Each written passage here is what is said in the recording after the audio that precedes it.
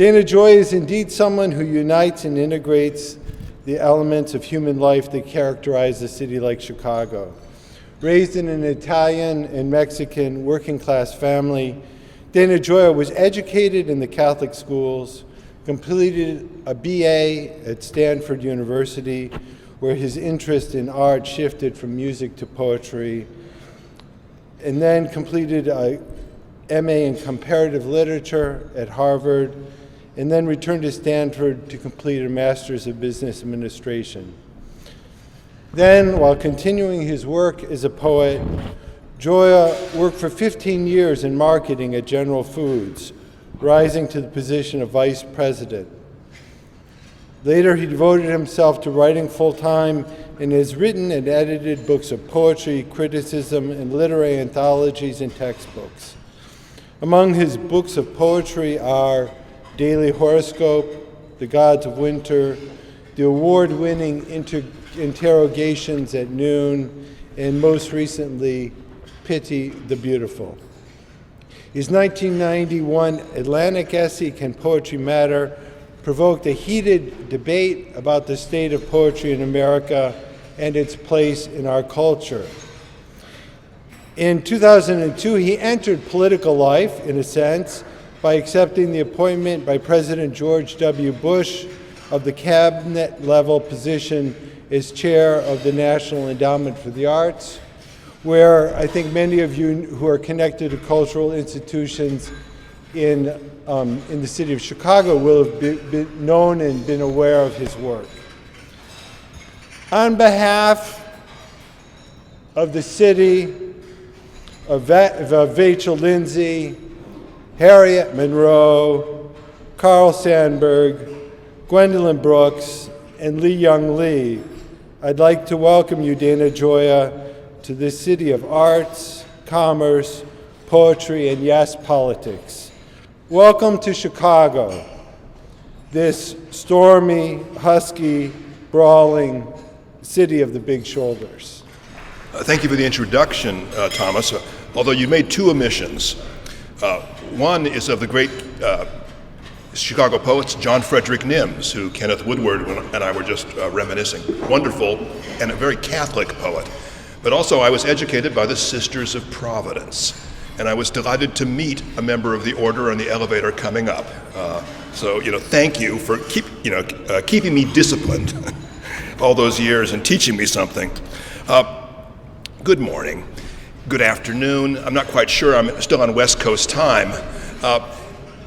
And I recognize that lunch is not the usual time for serious intellectual and philosophical speculation.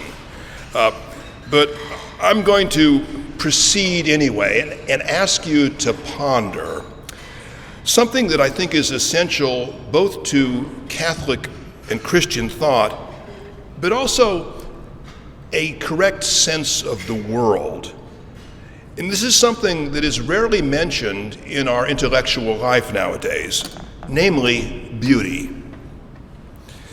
The idea of beauty, the need for beauty, the central position of beauty in a proper understanding of the world. Now, I'm going to build this meditation, this pondering, around 5 quotations that span 3 millennia. The first is from Psalm 29, and I'm going to ask you to consider David's injunction, "Give unto the Lord glory due to his name. Worship the Lord in the beauty of his holiness." The second, I'm going to invoke John Keats's famous assertion, "Truth is beauty, beauty truth. That is all ye know on earth, and all ye need know." Third, I'm going to consider an idea that's been sort of tossed around by a number of people, from Plato to John Hume, the hypothesis that beauty is in the eye of the beholder. Fourth, I'm going to quote that famous deathbed Catholic, Oscar Wilde, "Man is hungry for beauty. There is a void."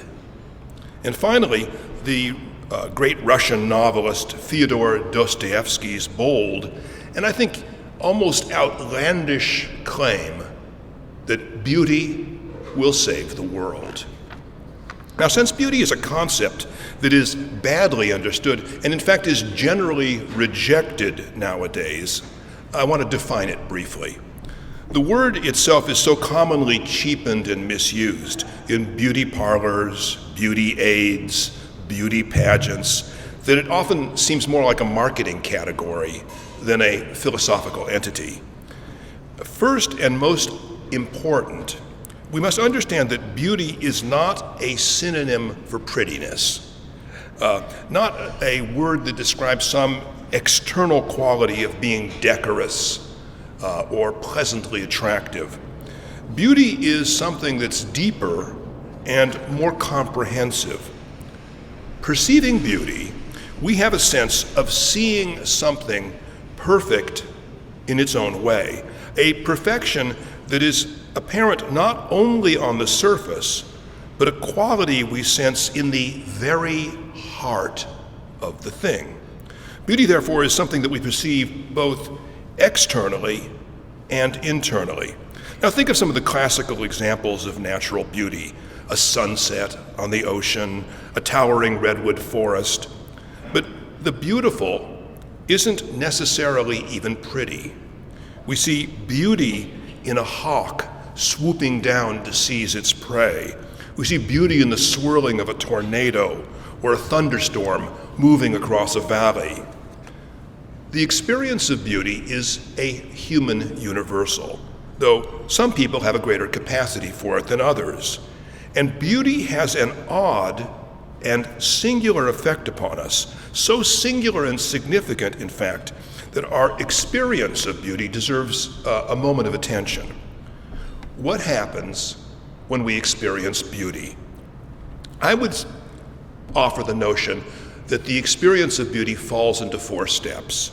First is the arresting of attention, a moment of stillness, an unexpected slowing down to saturate ourselves in a particular phenomenon. Actually, this morning when I walked into this astonishing room, I was talking to somebody and I just stopped talking, for a moment, rather rudely, just to take in the beauty of this room.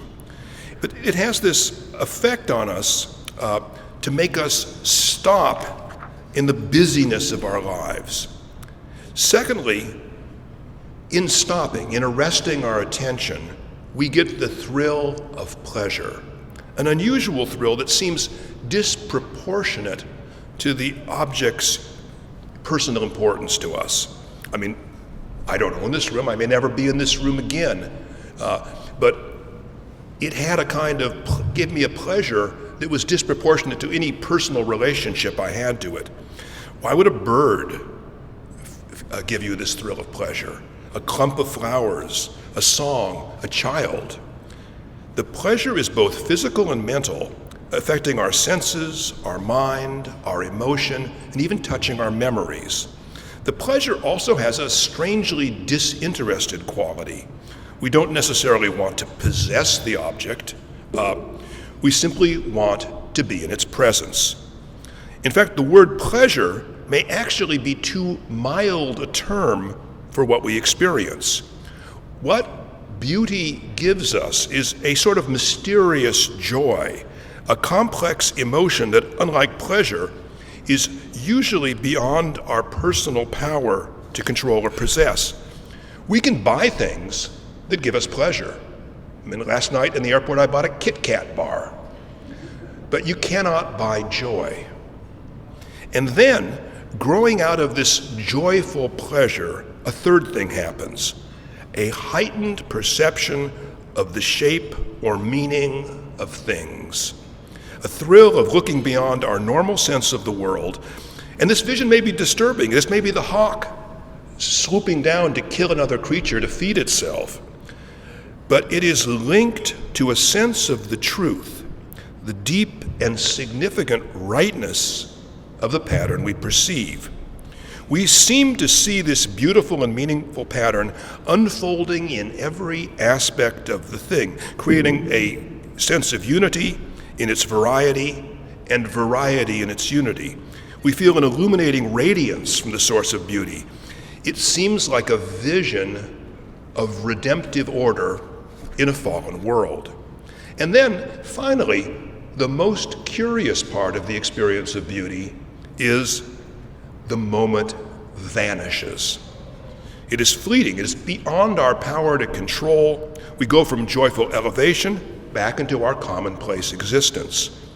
We can stare at that painting, at that landscape, for another hour, but the nature of our experience of it changes. We cannot hold on to that. We have to almost bring ourselves away and come back much later to be able to do it. We have the memory of that moment, but the intense experience of stillness, pleasure, and enlightenment is gone.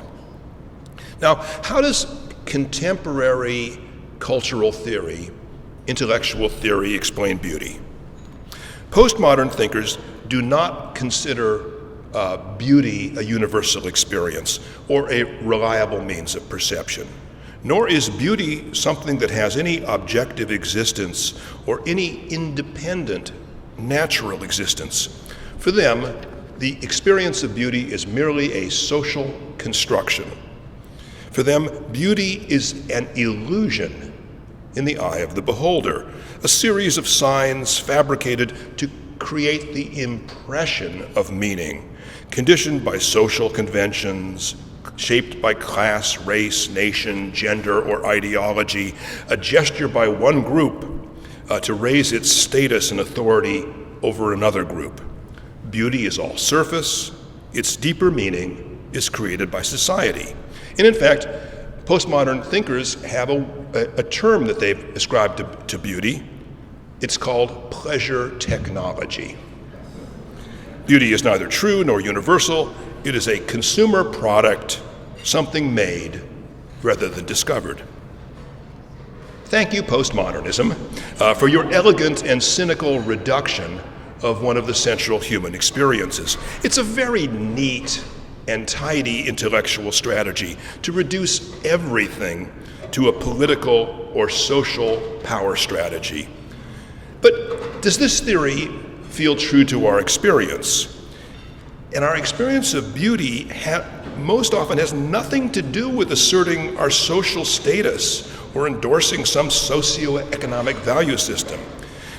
Nor does postmodernist theory explain the frequently disinterested quality of our experience of beauty when we thrill at things that may even threaten or marginalize us.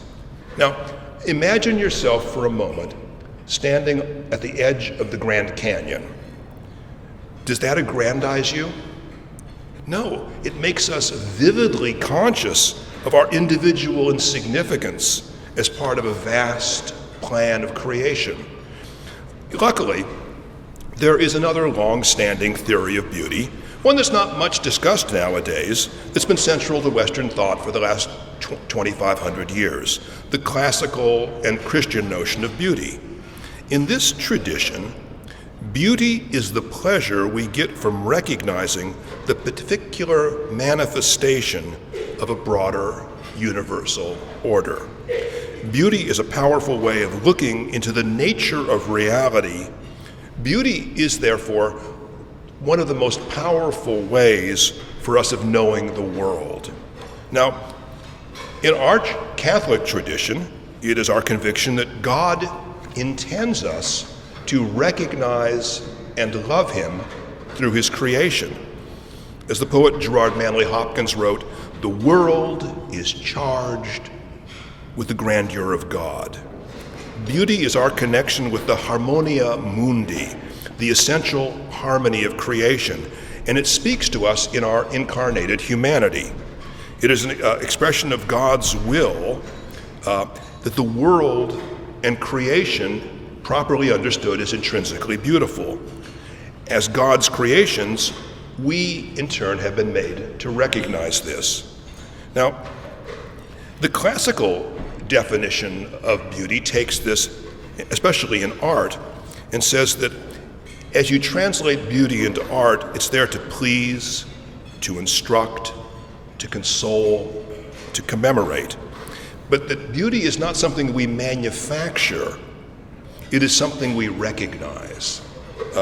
Artists do not make beauty, they participate in beauty. They perceive the beauty inherent in the world and all of its complexity, and they represent some aspect of it in their work.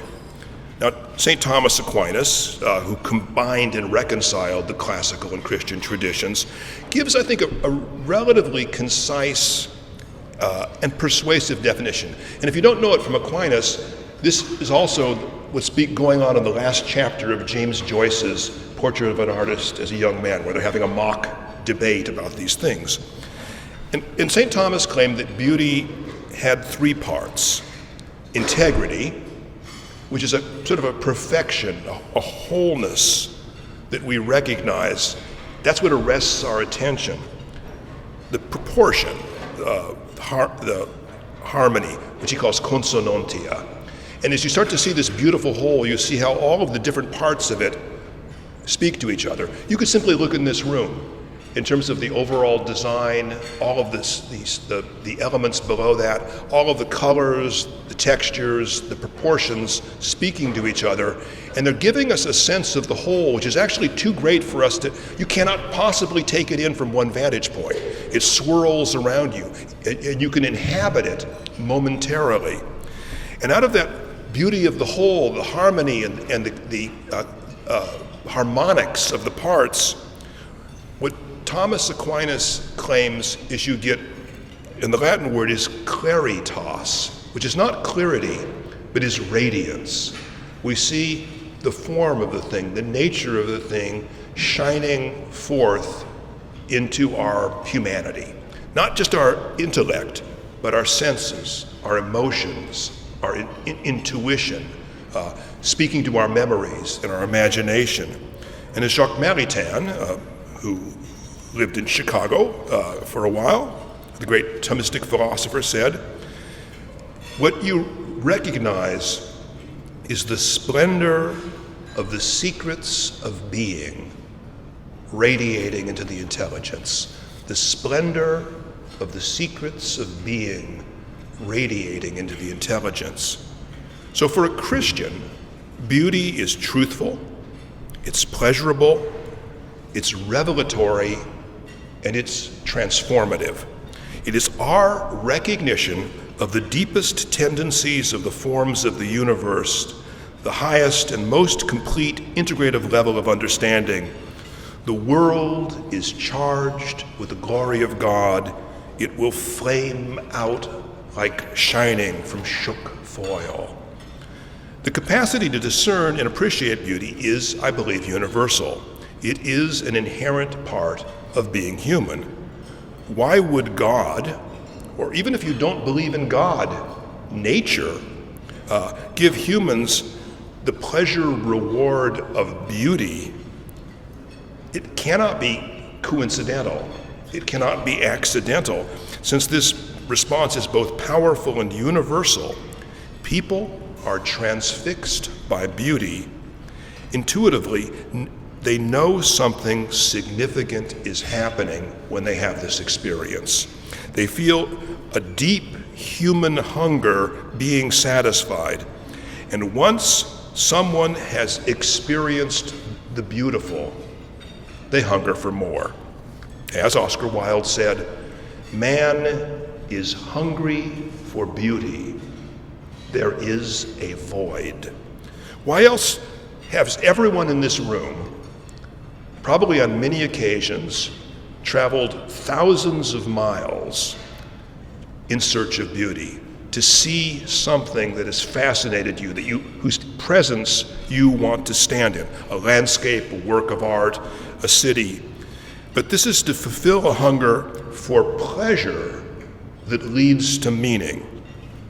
There's a wonderful English literary scholar named Kathleen Raine who wrote, "Do we not, in those cities where in architecture, sculpture, and painting the needs of the spirit are met, feel instantly at home, as if we could live there? And do we not in such cities as Glasgow or the wastes of suburbia seem as if exiles living provisionally, knowing we are not in our right place? Do we not immediately feel that we belong in the beauty of nature?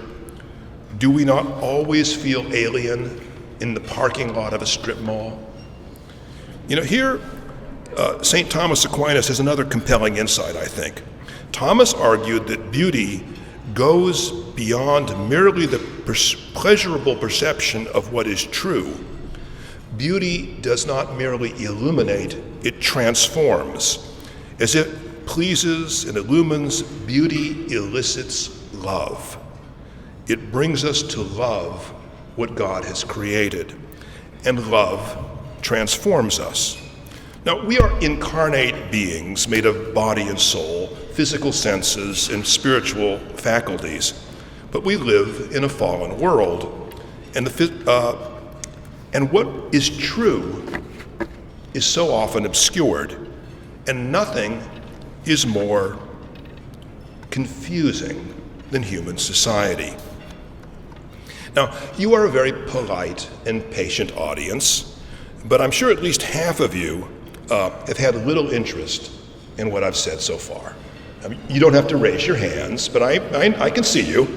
For God's sake, there's a poet up there talking to you about Thomas Aquinas and Fyodor Dostoevsky. Beauty is nice, but this is Chicago. Isn't beauty kind of soft and vague, something very remote from the things that really matter, the practical things like money and power? Beauty is not something that grown men and women talk about, especially in public, especially in the city of the big shoulders. America is a self-proclaimed practical nation, and this has been true since our first Puritan settlers arrived. These folks saw very little purpose in beauty, and their pragmatism has been in some ways what has made this economically a great nation. Americans, especially successful Americans, and this is a pretty successful crowd, I can tell, believe that things are best expressed in ideas and numbers, the language of politics, business, finance, and science.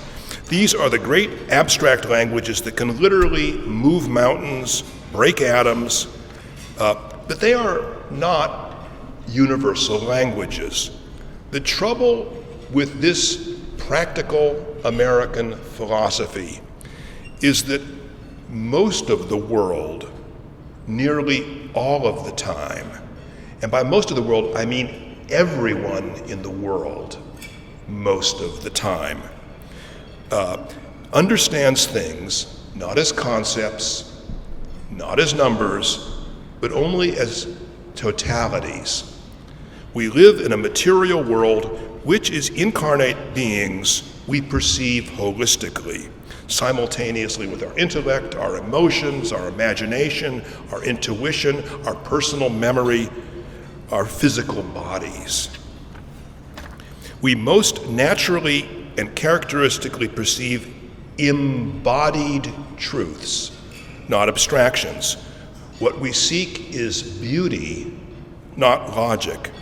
The people who change the world generally make their impact by embodying the message, by telling it as a story, a song, a poem, an image, a sculpture, an object. Social and political change is not primarily driven by ideas. I'll give you just one example that many of us are old enough to have lived through. The social and political revolution of the 1960s and 1970s was not caused by ideology. It was caused by songs, movies, clothes style, even hairstyles. Those styles, those artistic expressions communicated and convinced hundreds of millions of people to change their behavior and ultimately their moral, political, and cultural values. This revolution was never about logic. It was about embodiment.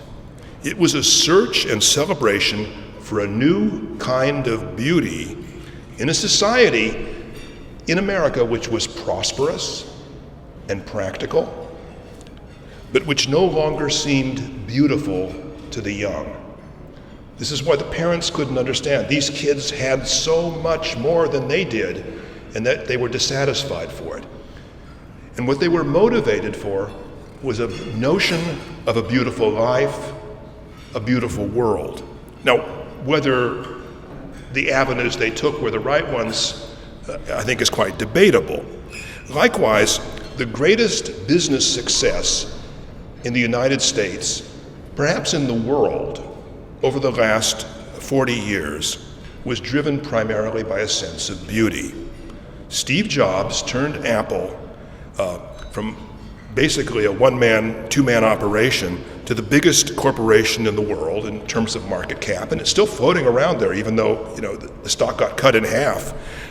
Not by technological superiority, but through a sense of beauty, a conviction that only something that embodied and expressed the beautiful whole could fully address human needs. Now, how did this happen? You can sort of say, well, it's instinctive to Jobs, but after dropping out of college, he only took one course of study. It was the most impractical and esoteric class that anybody could imagine. It was in calligraphy. This was a medieval technology which allowed him to defeat IBM, HP, Dell, Compaq, Nokia, and any number of companies who no longer even exist. Now think of the word calligraphy. It comes from the Greek, kali, beautiful, graphy, writing. So in a world where everybody else felt that this was a neutral element of technology, Jobs learned that the form of a thing is never neutral. Form, which comes from the Latin word forma, beauty, the beautiful forms, is not decorative. It is essential, and it's meaningful. Form is the essential and expressive shape of an entity, not just in typography, but in all design. He took that seriously and designed every aspect of everything with Apple, even the retail space in which it was sold. And people were willing to pay twice as much for that because they wanted the experience of beauty, the vision that gave them of the object, and by extension, of their own lives. The world responded, and the competitors could never figure this out because they added design at the end of the process. It was thought of as a decorative element, rather than seeing it as the thing which generated everything else. Integritas, consonantia, claritas. The form of a thing expresses, intentionally or unintentionally, its reality, its essence.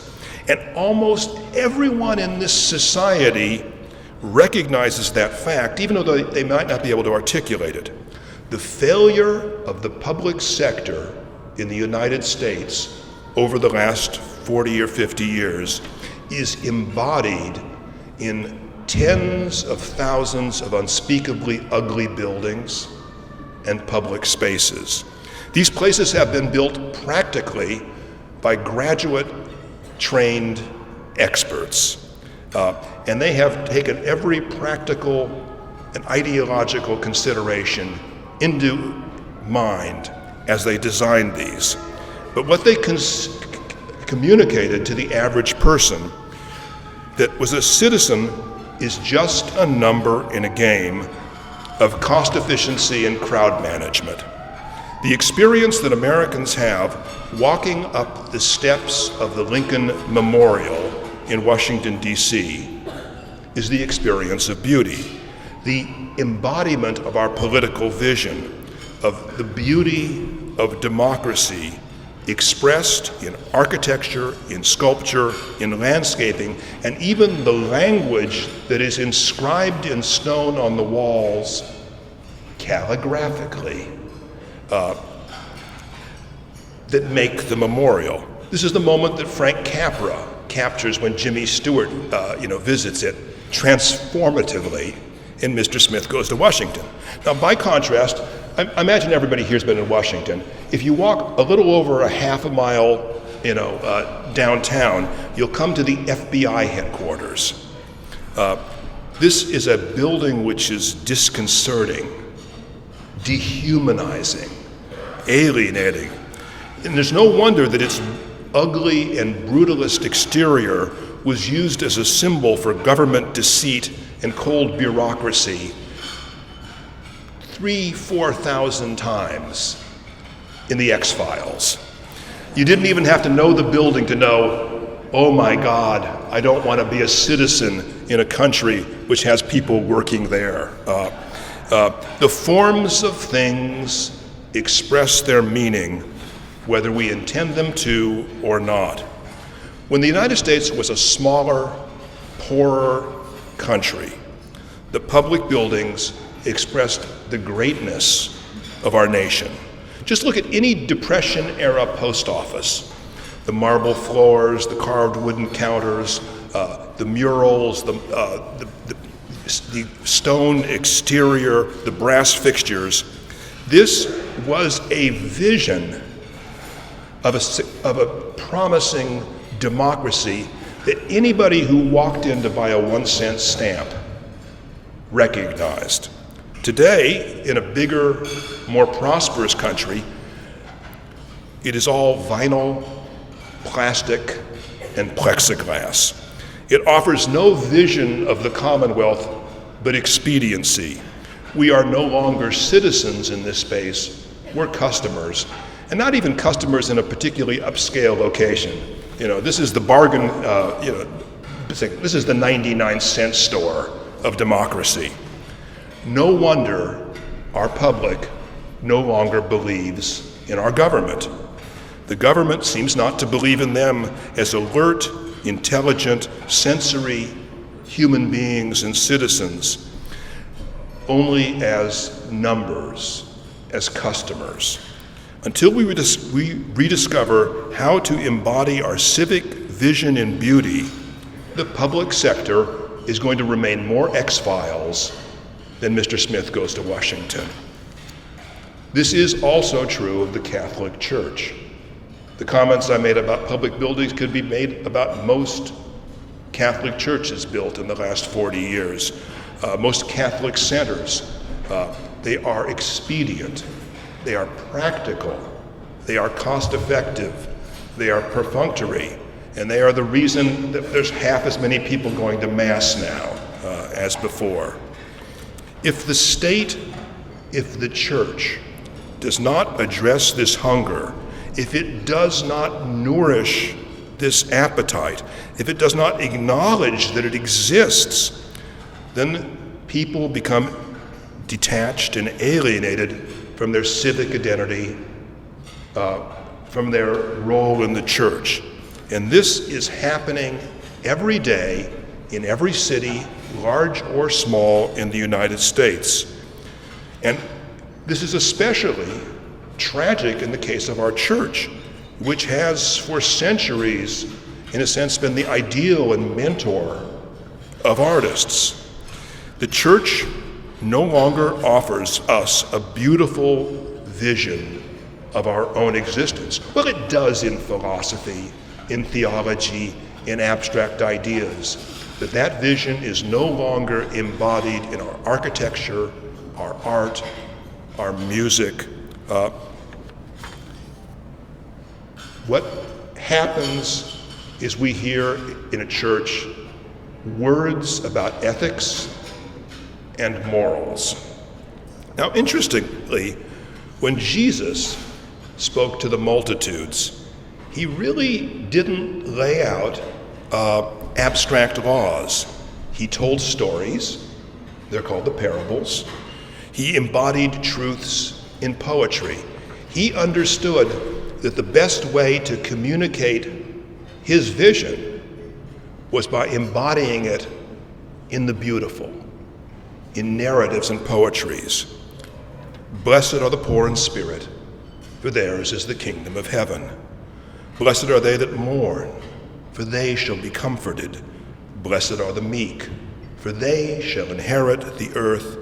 Blessed are they which do hunger and thirst after righteousness, for they shall be filled. Blessed are the merciful, for they shall obtain mercy. Blessed are the pure in heart, for they shall see God. Blessed are the peacemakers, for they shall be called the children of God. Blessed are they which are persecuted for righteousness' sake, for theirs is the kingdom of heaven. Blessed are ye when men shall revile you and persecute you, and shall say all manner of evil against you falsely for my sake. Now, that is not a theological argument. That is a poem. That is a vision. It's a vision which is both beautiful and terrifying. It talks about the dangers. It talks about the price that one pays as well as the reward. Jesus did not ask us to think our way to salvation, but to see and hear and feel and taste it. Oh, taste and see that the Lord is good. Now, if we ponder these issues as dessert arrives, I think there's at least three key implications. First, there is a necessary continuity between beauty and reality, and by extension, art and reality. Beauty is not something manufactured but discovered, and art is our human means of expressing beauty in the fullness of its meaning, which is to say, probably the most powerful way that humanity has of expressing reality to the greatest number of people. If you lose this capacity as a nation or as a church, you lose your most effective, inclusive way of reaching people. Secondly, there's a connection between art and truth. Keats was right, although it took me years to realize this when he said truth is beauty, beauty truth. And if beauty is in the eye of the beholder, it is as the beholder looks into the heart of existence. And finally, beauty is transformative. It leads us by pleasure to knowledge, and by knowledge to love. If beauty addresses our highest level of integrative understanding, something that simultaneously addresses our intellect, our emotions, our imagination, our physical bodies, our intuition and memory, our best way of understanding the world in the completeness of our humanity and what our place is in creation, then art is the universal human means of awakening, expanding, and refining this power, this cognitive power. And I'm using cognitive in the broadest sense. Art, unlike philosophy and science, speaks to us in the fullness of our humanity and is accessible to most people most of the time. Our challenge every day of our lives is to find meaning in a fallen world, to find the right way to live in a world that doesn't seem exactly the place we were created for, to find, in other words, truth, and to live in consonance with it, to find grace, and through grace, redemption. We don't do this as bodiless spirits, but as hairy, hungry, heavy, smelly human beings. Art is one of the ways in which God's message is heard in the world. It's one of the ways in which a state's vision of its own values and futures is seen, experienced in the world. It is one of the essential ways in which we recognize the truth. Beauty is how we perceive the glory of God.